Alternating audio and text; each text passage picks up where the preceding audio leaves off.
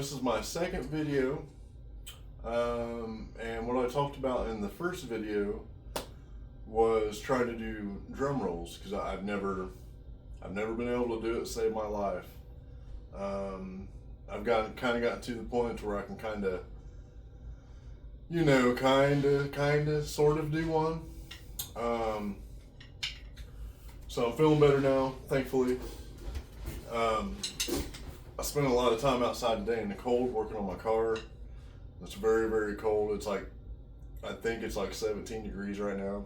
And I don't know if it's getting better. We're going to have to get some snow tonight. But it's Saturday night. It feels like Tuesday. I haven't played today. I literally just sat down. I thought, I'm going to go ahead and try to do one of these videos.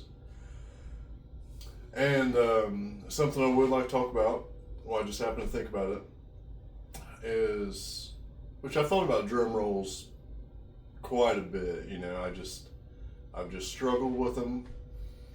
And until actually Dane Clark, which is John Mellencamp's drummer, great dude. I haven't spent a lot of time with him, but he's cool. I would like to consider him a friend.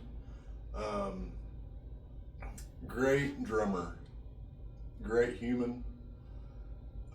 He is somebody that is very well versed in drumming knowledge. I mean, he knows all the rudiments. He could read music.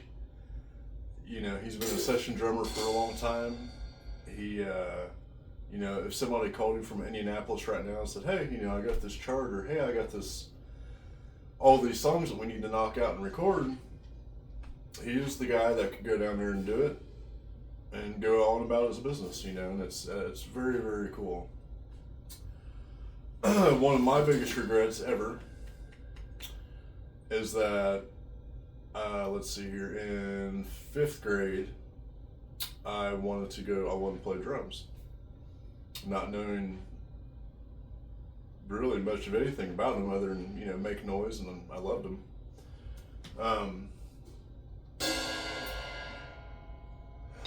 So I got in a band, and then, of course, we had like practice band. Long story short, went to the 6th grade. My buddy Sean Hesley, that I love dearly, he moved to Anderson, and then he basically, he had to quit school, or that school, to move to Anderson. And then once he quit, we basically quit at the same time. And that was right before I got the snare drum. And so, getting back to my biggest regret, not sticking with it and not doing marching band and all that stuff. I should have done that. I mean, I really should have, because a long time ago, versus now that I'm an old fart, it was just so much easier to retain things and just absorb it. It's like nowadays, it's like my brain feels like jello, and work is so crazy, and I can't pay attention to anything, and it's a real struggle. It really is. But going back to Dane, this would have been, I think, 6 or 7 years ago already. I thought, I'd like to really get drum lessons after not going through school, or going through, drumming through school and all of that, or band, I should say, and not learning all that. So it was like, I had the opportunity. I could talk to him and say, "Hey, I'd really like to have some lessons with you." So I did. I went over there once, and I never went back. Not because of him. It's just, I don't know. It's like life nowadays. It's like, it's so busy and so hectic, and this, that, and the other, and there's a bazillion things going on, and so anyway, it was tough to say, "Hey, I'm gonna be back," whatever scheduled time may have been. I just never did. And like I said, nothing against him. Life gets in the way of certain things, and but anyway, one thing he'd actually mentioned to me which I think he probably just noticed my hands because he knows I've been a drummer for a long time and, all that stuff. Not necessarily a great one. I try to be great, but he said you have like a French grip and kind of like a match grip kind of mixture. And I never really thought about it until he actually said that. Well, fast forward to all these drum roll situations that I've been trying to put myself in. So after just thinking about it and playing and things like that, I don't know if you can really see this that well, but a lot of people, they kind of have the thumb on stick right here wherever your hand is comfortable, A lot of them play with their thumb on the stick like that. Well, I kind of do on the hi-hat, but when it comes to the snare, my hand, if you can see it, the stand it's an old Ludwig stand and it's funky versus the one I normally play with.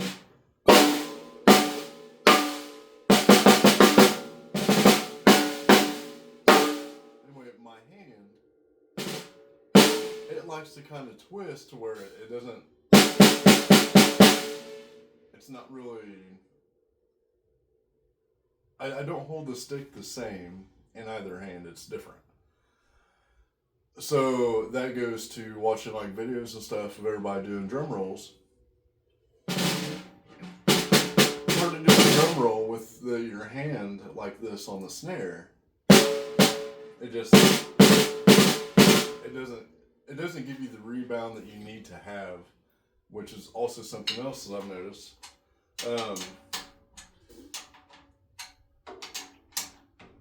It's like I kind of wish. Well, I shouldn't say kinda. I wish this hand could act like this one. It does not. Whatever up here won't allow it. Like my right hand.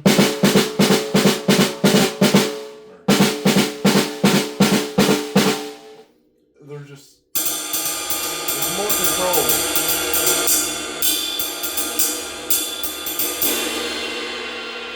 There's just more control. And literally when I use my left hand, I feel every ounce of my being trying to focus on what I'm doing with this left hand. And sometimes it doesn't mess me up with my right hand if I'm trying to play something or just trying to stay with it, But for whatever reason, it kind of like, I want to say it partially shuts me down when I'm trying to do things with my left hand. I don't know what it is. But back to the drum rolls. So I guess one thing it's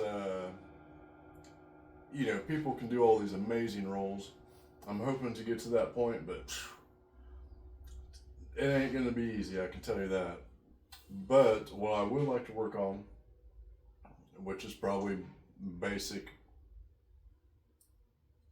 drum stuff, is like the double stroke roll, where you basically have both hands doing the same thing, just opposite times, and you get a roll going, which I struggle with greatly. So I guess just to kick it off brand new here in 2025, you're gonna watch me struggle do a drum roll.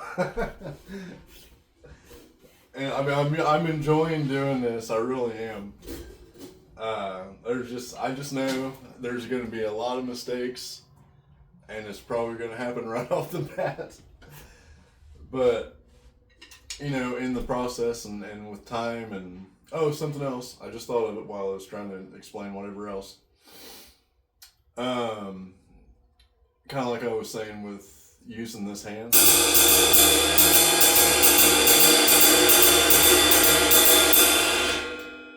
That's just, other than me kind of thinking of whatever pattern or, it's funny how things can get changed up just by the movement of your hand. It creates different ideas. It's like, if you if you move your hand a certain way, it'll kind of lead you into something else if you allow it. And then things happen, like beautiful stuff can happen. Not saying what I done there was beautiful, but you know, just the feel of things. You know, it's really awesome to sit behind a set of drums, which I gotta mention. This right here, all this stuff, it's very awkward. The bass drums, the bass drum is a 30 by 16, and I'll go ahead and tell you where it came from. My cousin Brian Flynn used to be in a band with his brother Brent Flynn, and also my uncle Dave, and his, probably he was at least in his 50s at the time. They had a band called Milestone, which I didn't mention on the first video. Well, long story short, they gigged for a long time. They were doing like 7 nights a week and working full-time jobs, in the 90s, and which then you could do that. You didn't have to live in Nashville. You could do it around central Indiana. I mean, it was a common thing. And I kind of grew up watching them do that, and it's really cool. Well, long story short, this big old beast of a bass drum that takes up a lot of room everywhere it is. This bass drum came from Fred Young from the Kentucky Headhunters. You can't see it, but there is a backstage pass that's been glued to this bass drum. I want to say it says 89.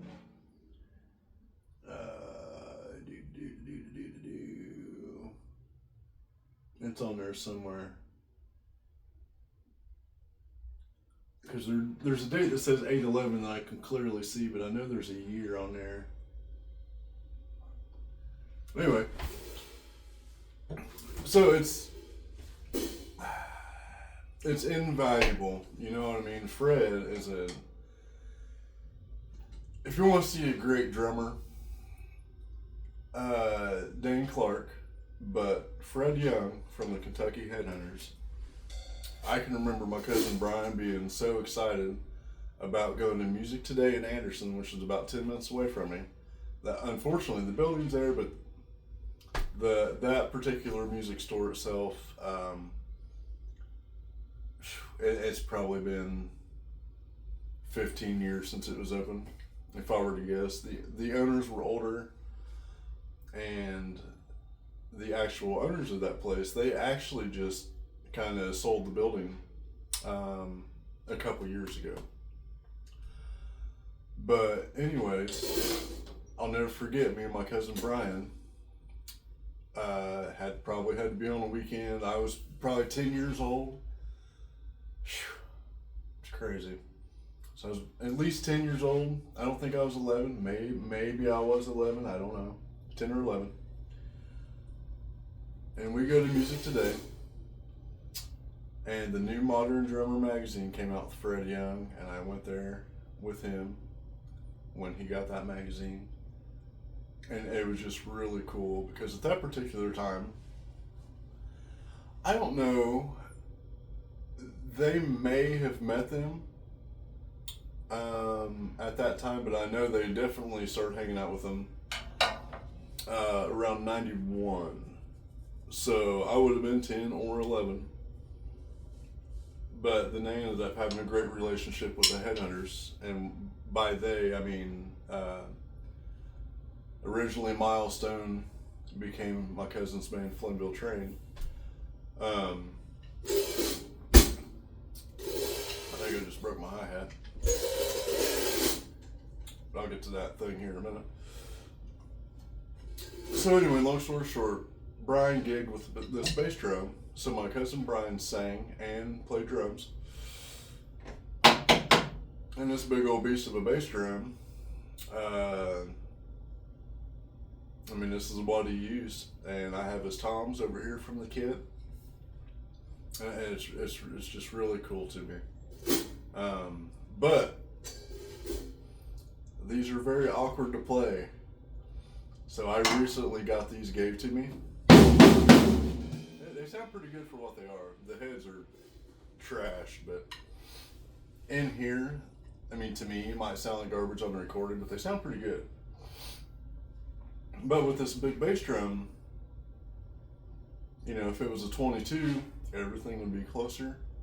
And I play with the 26 normally, which isn't actually too bad to play. But I tell you, you know, you spread it out a handful more inches, and everything's different. Um, just like where I have the ride, which actually, while I'm speaking about the drums, what I was gonna say, everything's kind of like thrown together back here because this is the first time in a long time that I've been able to have drums set up at home. I could use the stuff I gig with, which is basically the same setup, but this is kind of put together because the bass drum was already here, not being used, so I might as well use it right. I put new heads on it like 10 years ago, and they barely got played. The cymbal stand is really junk. I mean, I'm surprised it's supporting this cymbal. The cymbal's not really heavy, so that's, you know, helping it, but it's all over the place, so it's kind of wonky. Same thing with this stand right here. It's not angled right for me, and it's just, I don't know.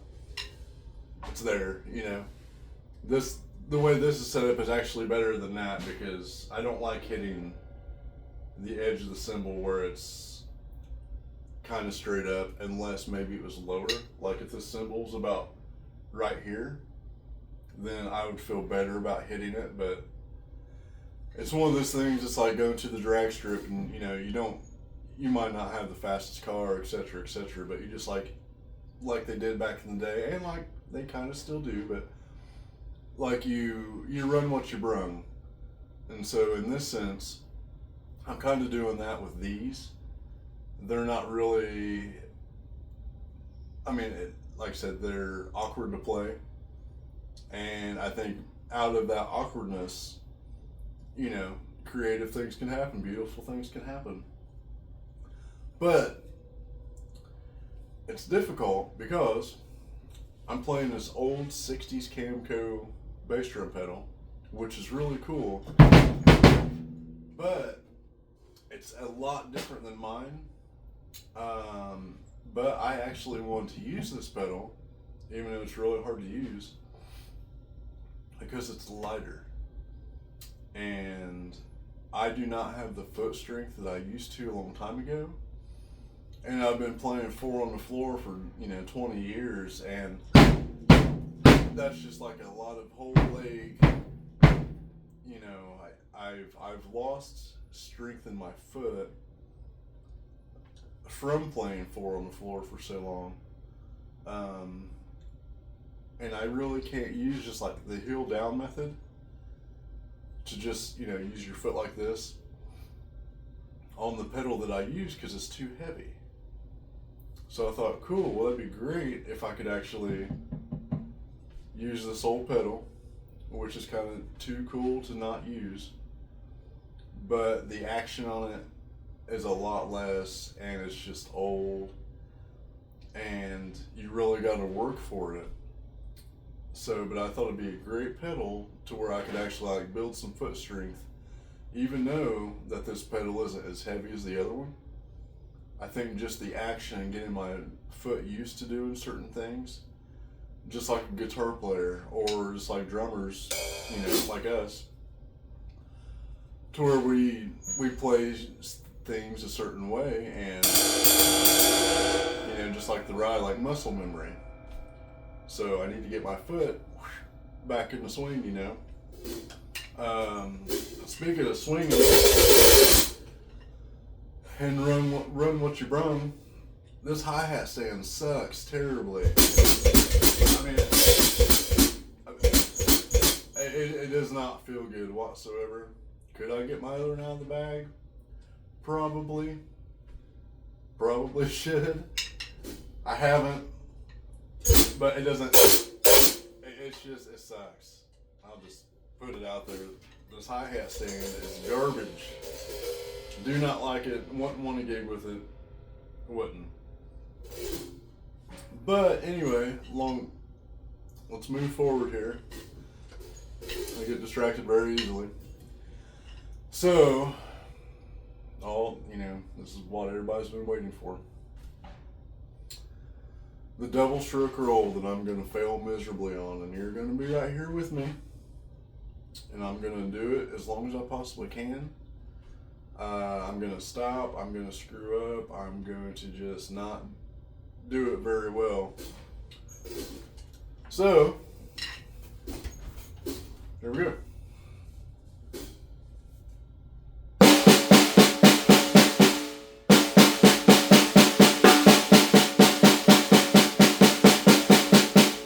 See, I'm already getting flustered.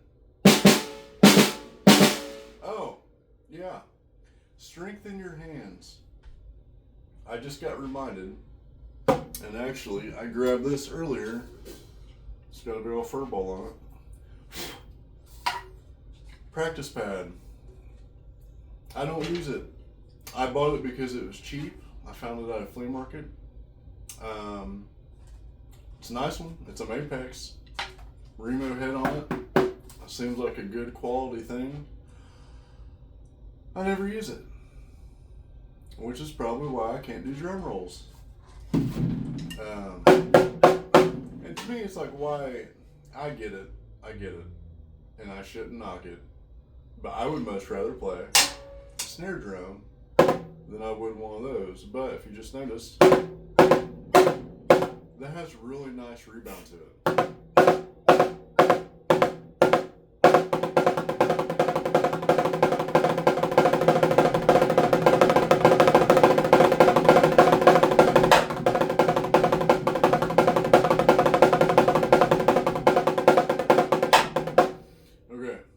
So something right there. Strengthen your hands. This one gets used a whole lot more, and it's more natural for me to use it. It's a lot easier. Well, until then. It's a lot easier for me to kind of control the bounce of the stick. And a lot of that, even though it might not realize it or might not seem like it, it's like the strength within your hands. It really is. Because like this one, it's like, yeah, this is the snare drum, beat the hell out of it all the time. It doesn't necessarily mean you have strength in your hands. Because, me, I use more of like an elbow to wrist sort of deal. Sometimes. And sometimes I might like raise that to, like last night we were playing.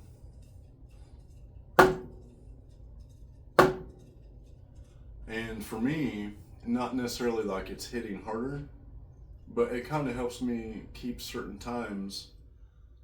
Because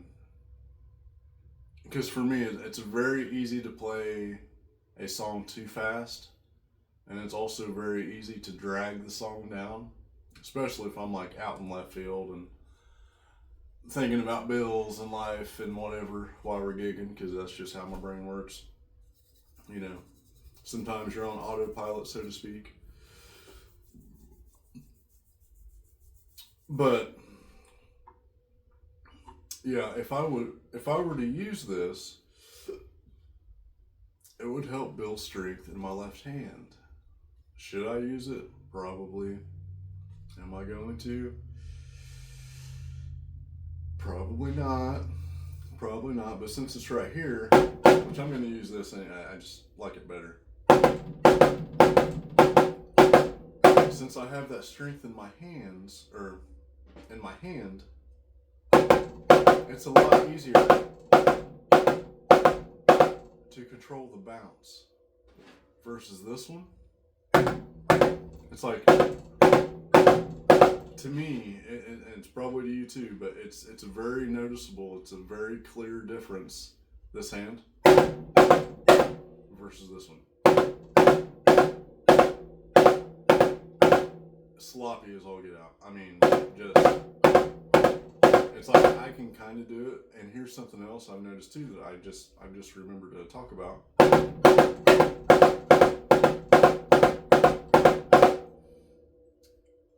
I guess like maybe the rebound or reflex with these particular fingers. Just all in general, this hand is more dominant than this one. And also, for instance, it's easier to keep this stick straight and like that versus this one. It feels like these fingers are just like, they're all flying a kite somewhere. It literally takes me all I have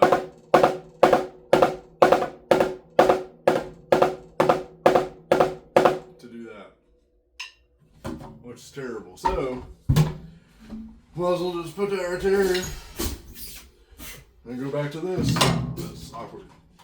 And let me see if I can do something here.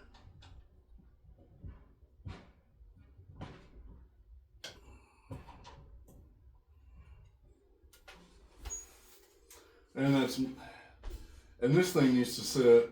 I like to be able to set it flat to where I can have even,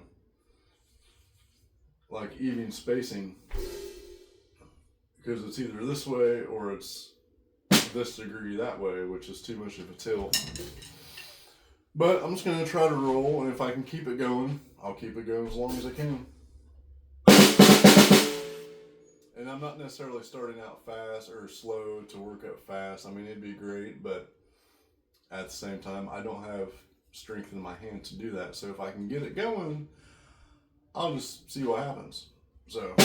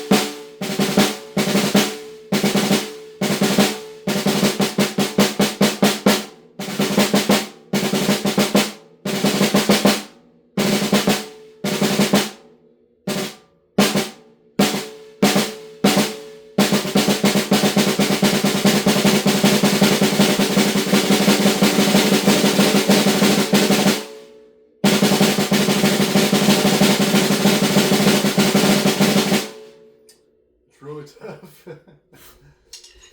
Really difficult.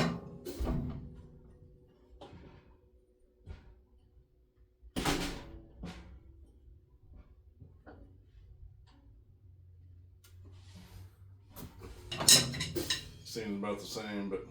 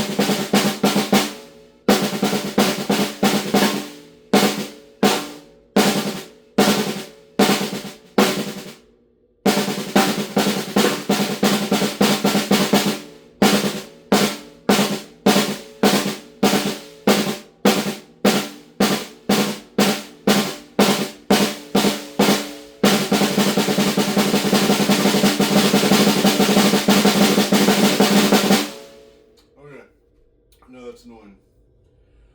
So something I'm trying to figure out is like the spacing in between the snare hits, you know? Try to have like that natural rebound.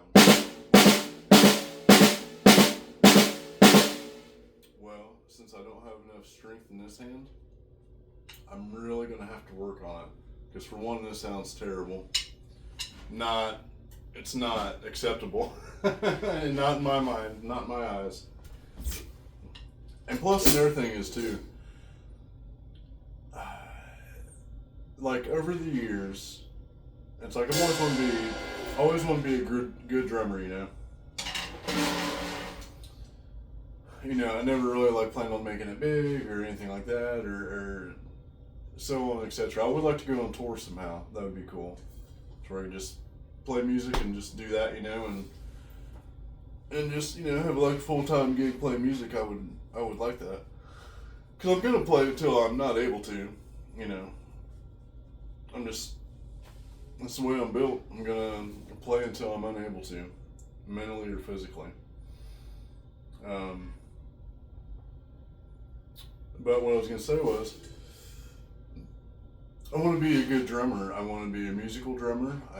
Whatever all that was, not musical. Couldn't listen to it. And if you clicked off the video, I can see why. You know what I mean? It's like I get it. But like over the years, you know, wanting to be a good drummer and everything, there was like a long time ago where, you know, I would remember some sort of feel from some song or some ending or something like that, which is good to have in the file, even though I feel like I've lost a lot of that throughout the years. And it's like overplaying, it's like you don't want to overplay, you know, and nothing against the gospel drummers out there, or I should say like the gospel chops drummers. Not saying some of them, you know, some are musical, some are well, I should say anybody that can do that sort of stuff, I mean, they're really amazing in their own right. But I mean, some of those songs, man, if they just played straight through, they'd be a lot better. They would just be a lot better. Like if I can play it, I'll probably screw up. But like if there was a gospel song, which this probably won't be very gospel-y, but like if you had a song that went,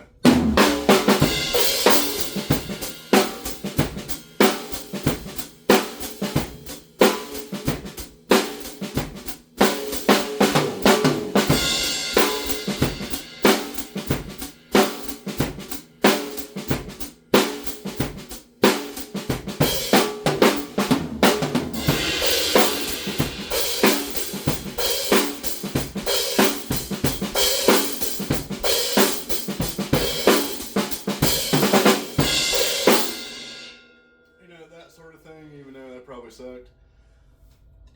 To me, that just seems a lot better than.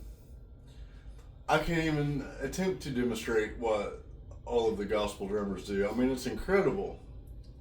It just doesn't do anything for my soul. You know, it just doesn't. I mean, it's cool to watch and everything, but my goodness, it's too busy. It's too much. You know, probably some of the gospel songs that they are playing too, they're probably beautiful songs. They probably have beautiful meanings, beautiful lyrics. But, you know, if you got somebody just playing right over top of everything they do, it just takes away from it. It's like the space in between the notes. There's something just amazing about that. I can't really think of anything right now. I don't know if what I just played was a good example.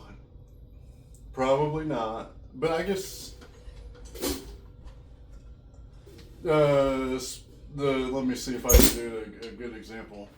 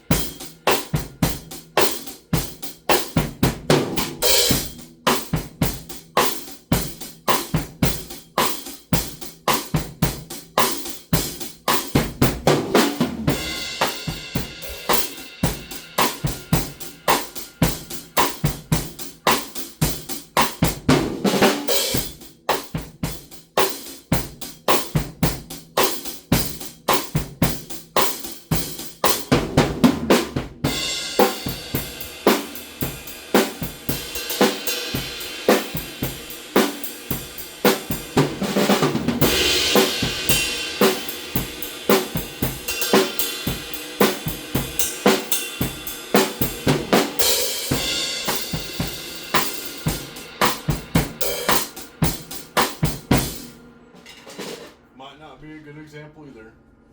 But it's just the spacing.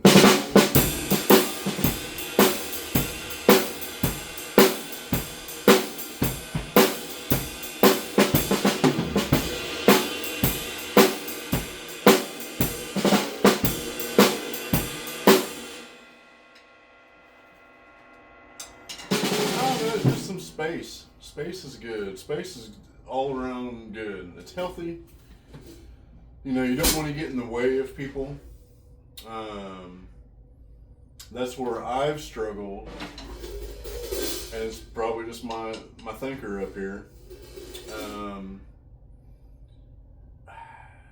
So it's like I love cymbals, but man, there is a time and a place, and I still don't do it as good as what I should.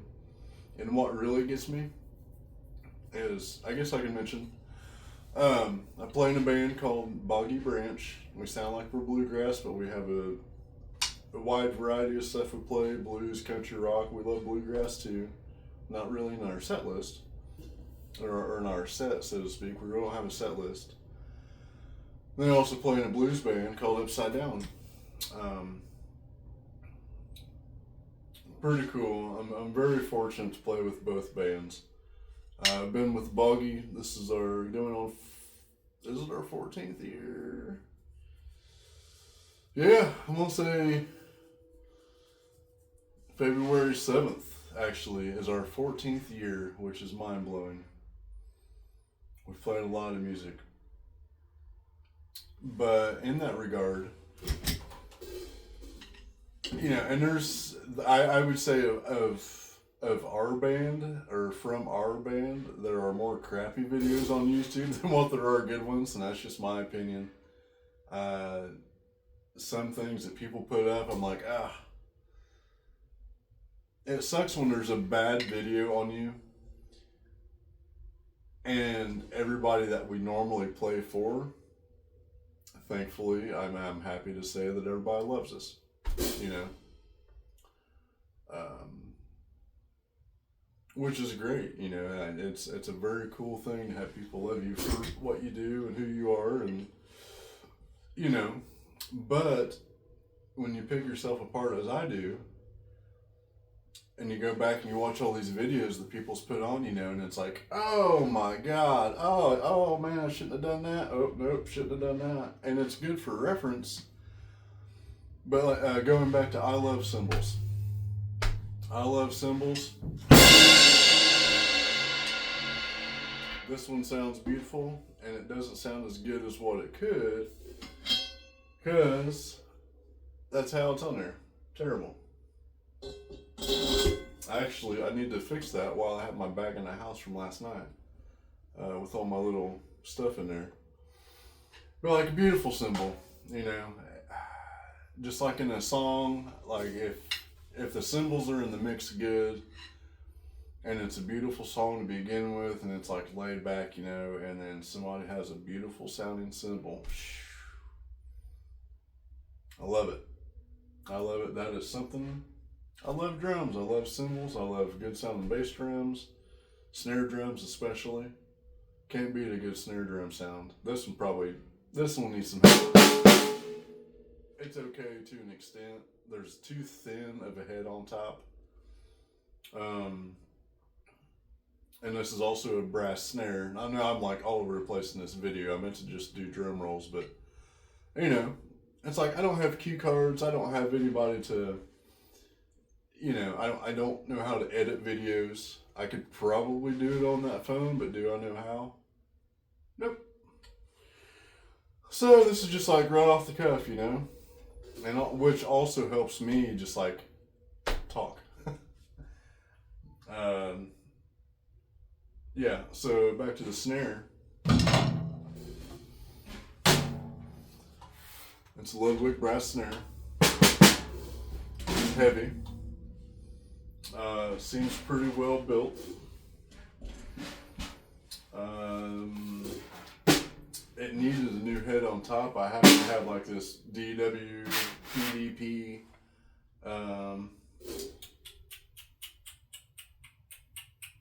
Oh, I guess that's actually made by Remo too, but it seems real thin. It seems like it needs an extra ply. So, like if you have a brass snare, and everybody's ears are different. This is going off of just experience from playing and being around things and having certain drums and trying to figure things out, as you go. Because like you want good sounding gear. I mean, you want to be able to play well, but if you can play well and have good sounding gear, it helps. At least in like the drumming community. And what I mean by that is, if you have hi-hat cymbals that sound good, if you have a ride cymbal that sounds good, if you have a crash cymbal that sounds good, a snare drum, if your drums sound good, it's only going to help you. It's only going to make you better. Because, just like a guitar player, and this might be going out there quite a ways since I'm a drummer, but just in my experience from being around musicians, you can have, because like tone and people's amps and guitars and pickups and, just like similar things with like drums. It's like a guitar player can have a certain kind of amp, certain pickups in his guitar, a certain feel on the neck. But even going back to drummers or bass players, the one beautiful, cool thing about people and musicians just in general, there's not one of us alike. I mean, we might be similar in a lot of situations or instances, if I could talk. But we're all different, man. It's like we're only gonna sound how we're gonna sound. So I got like in the past 5-6 months, I bought a little like 4-piece jazz kit, a 20-inch bass drum, which I've won for a long time, 20 by 14. And it's a super cool finish, and I've got them. I have them buttoned up, but I've never like actually set them up to play. I just haven't yet. But anyway, versus this kit, that kit, and like I was saying earlier, like certain ways, like this thing's it's more spread out than what I'm used to, but I'm also allowing those extra creative ideas and obstacles to hopefully create something cool, you know what I mean? So I allow that to happen just by being open to, hey, you know what, I'm gonna play the drums like this even though they're too far apart, to see if something else happens.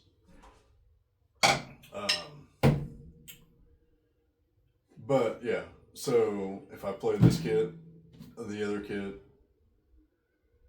vice versa. You have a guitar player that has a Vibrolux amp and a Jaguar. It's like, yes, they're going to have a certain tone, and it's going to be voiced in a certain way. But then that voicing also comes from their fingers, how they play, how delicate they, I don't want to say manipulate, but how delicate they work the fretboard or hold certain chords or notes. So what I'm trying to get at is we're all individual, even though we might have similar characteristics as other people. We might really seem like they could be our brother or sister in a sense. We're all individual people. That's like, for instance, Stevie Ray Vaughan. Just because everybody knows him, or I should say, a lot of people on this earth know who Stevie Ray Vaughan is. Well, yeah, his particular gear will sound a certain way, but just like the drums, if I swap kits out right now, I'm still gonna play. It's gonna sound like me playing, just like Stevie Ray Vaughan, even though it might not be his exact rig. When he plays the guitar, it's gonna be like, oh yeah, wow, so yeah, hell, Stevie Ray Vaughan, he's badass, you know. And I've noticed that like throughout certain musicians that I've played with. It's like my cousin Brent, great example. I mean, he's badass. He's a great player. And like I said in my first video, it's like I've been very fortunate and very blessed and very lucky and very just. I'm just very grateful for the people that I've played music with. A lot of experiences in there, a lot of different things you hear.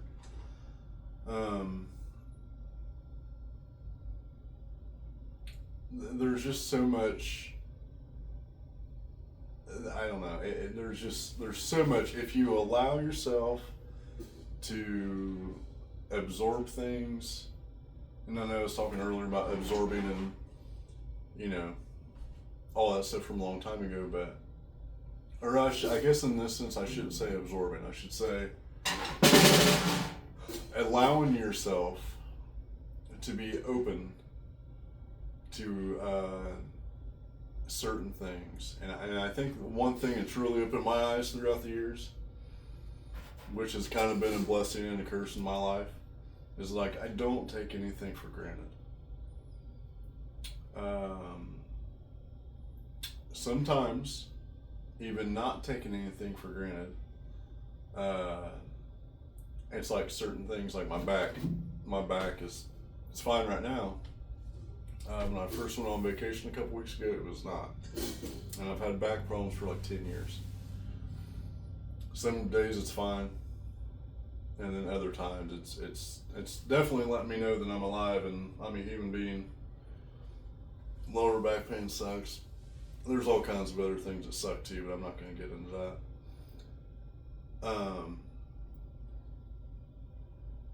But just the let me get back to on track here. You know, being Stevie Ray Vaughan, so on and so forth, Cousin Brent. Oh, yeah, all these awesome people.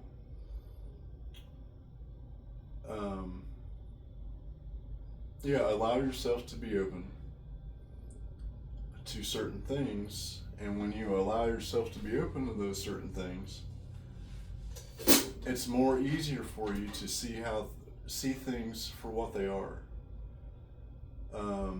That's why, like, I can see that, hey, Stevie Ray Vaughan, he's a badass and he plays a certain setup. But what if he has to go to China? I don't know. What if he goes to somewhere over there, you know, and he doesn't have his gear? And he might be able to get something similar. And it might sound, you know, okay, it might do the job. It might get him through the gig. But even though it might not be the same gear, Stevie Ray Vaughan is going to sound like Stevie Ray Vaughan. I'm going to sound like me. Oh yeah, which also, the light went off. Having good gear, which I was trying to spit out earlier, and all this other stuff popped in my head. But yeah, having good gear. It's being a good drummer, being musical. Because guitar players versus drummers, well, it just depends too. Because like solid state amps and things like that, those don't set my heart on fire. Now, I'm not saying some of them don't sound okay, you know what I mean? But I think even just being a drummer, but being a musician, and like listen, you know, it's like we've never played with in-ear monitors and things like that. Sometimes, which I have once, which has been a very long time ago, and it was nice. It was okay for the room that we were in. I didn't really know the people that I was playing music with, and it just kind of helped dial them in to where I can pay more attention, which was really good. Which I've never played on a giant stage, but I can sure tell you that playing on a good sized stage and you can't hear what's going on around you, that's another situation where train wrecks occur, and that is a bad place to do it because when you can't hear, it ain't good. That's a topic for another discussion, another time. But gear as far as drummers go, it's like this cymbal's 24-inch Zildjian. It's from the 60s. It's probably 2,800 to 3,000 grams at the most.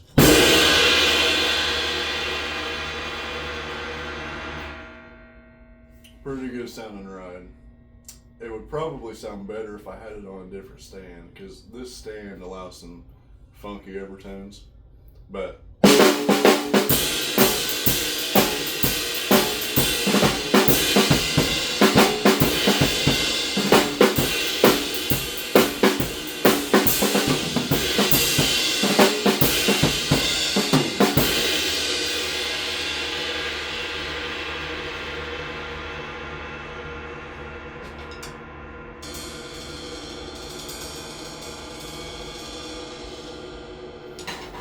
yeah, sounds great. As far as that crash too.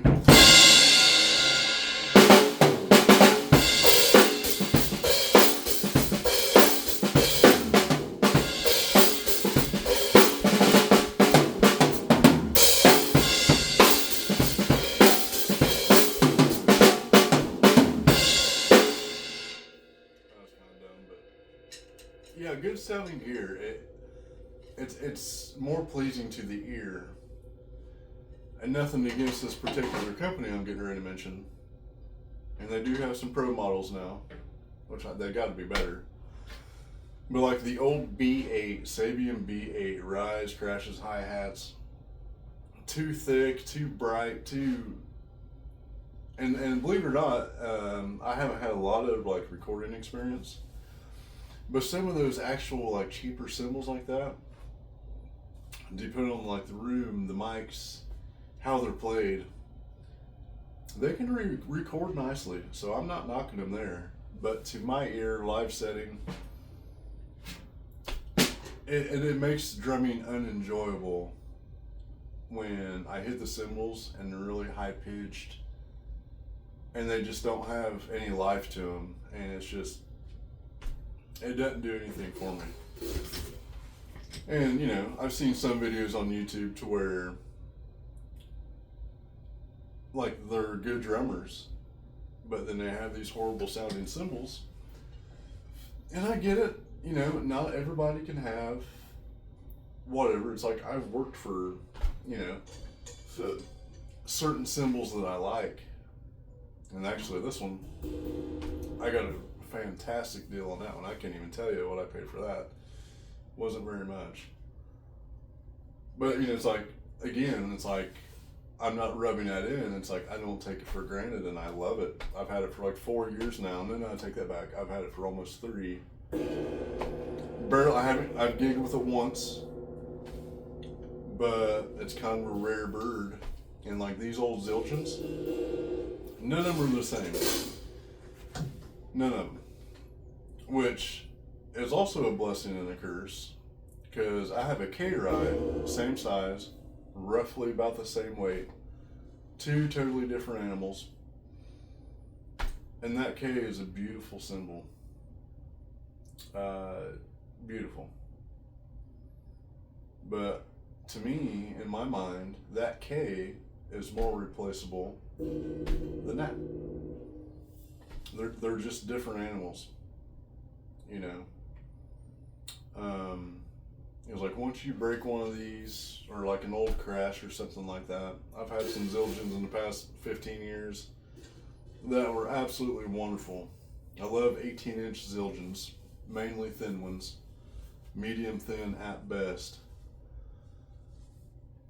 And you know, and every room sounds different. Every room we play sounds different.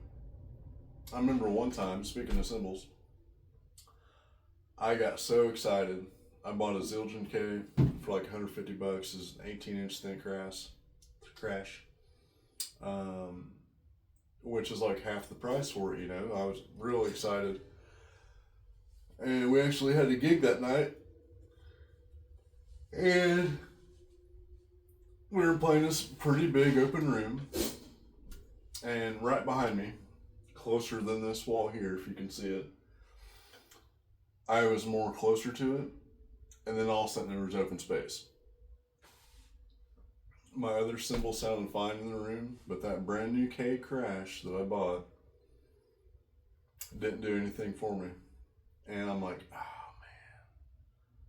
But it sounded great in the room, and the price was great, you know, and it kind of turned me off of it. But yeah, good gear, man. Good gear is great to have. I got off on a tangent there. I was trying to like do the drum roll thing and then talk about certain things, which I did, but I'm kind of all over the place. And like I said, I don't have, this won't be edited. I'm just gonna have it load up however long it takes it to load up, and it is what it is. So, but I'm getting tired. I can tell. I don't want to be on camera because I just don't. But I guess I'll just take this out. Hopefully I'll do better on the next drum roll video. Probably won't be too much improvement unless I can get some strength in this hand, because I can tell you it's weak. But maybe I can take us out with some more space between the notes type of deal. Of course, it's just off the cuff.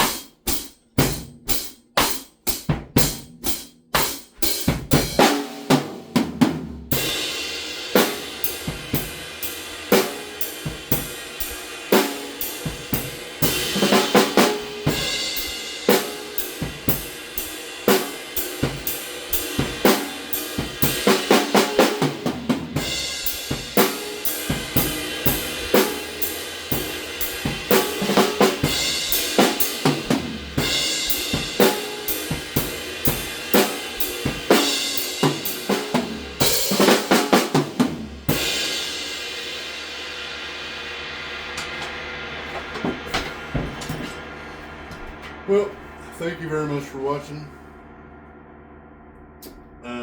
I will attempt to do better next time about certain subjects and certain things, but I just I get reminded of some things, and it's like, oh, hey, yeah, maybe I should mention that, and maybe that's okay, but, I also don't want to be boring people if I'm going to continue to do this, so I'd like to be, as helpful as I possibly can, and in regards of this and what I do musically, sometimes in life too, because I guess it's like drums 101. Like, we had a history teacher named Bob Bramlett, super awesome. His kids actually went out to be a very, very good band. They're just great. They're called The Protest, by the way. But in his history class, he always talked about, this is History 101. So he did talk about some life situations and stuff like that, and we honestly needed more teachers like that. But I can say we did get really lucky with the teachers that we did have, because it could have been way worse. I mean, there was a couple that was like, but it's like, I don't want to mention names, because if I don't mention a certain name, I'm going to potentially make somebody feel like they're left out. And I don't want to make somebody feel like they're left out. It's not a good feeling. But yeah, I apologize. I was outside today working on my car since before noon. I didn't really get buttoned up with it until about 5:30-ish, 5-ish, somewhere around there.